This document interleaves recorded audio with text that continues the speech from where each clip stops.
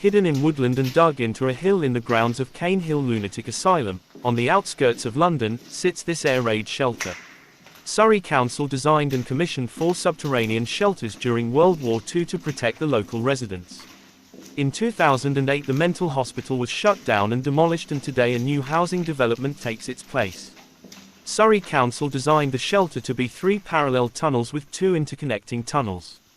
The excavated soil was piled to create a bank in front of the entrances to protect the shelter from any blasts. The capacity of the shelter was originally meant to be 1,500 people, but the builders hit chalk and had to stop digging further. The shelter was completed in October 1941 with a capacity of 720. After World War II the site was bought from the council by Cox, Hargreaves and Thompson. The company made lenses for telescopes and cameras. The tunnels were the perfect spot for the lens company as they are a constant temperature of 23.3 degrees Celsius, which meant that glass would not expand or contract throughout the year. Also, the long straight corridors were perfect for test focusing. Even though the site was cold and damp, which caused many electrical faults, for 30 years the lens company made the tunnels their home. It seems that Cox, Hargreaves and Thompson wired a fridge backwards to make an air conditioning unit.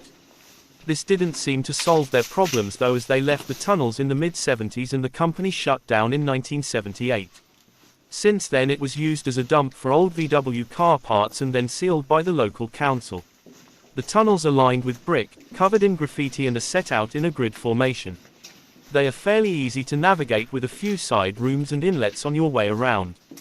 The tunnels are partitioned in sections and one section had even been bricked up. Previous explorers have opened this up and also tastefully named the hole. Old car and bike parts have been left throughout the tunnels. There is also lots of old equipment as well, including tractor parts and a lawn mower. It is also easy to find the spot where the diggers found chalk and could not extend the tunnels further.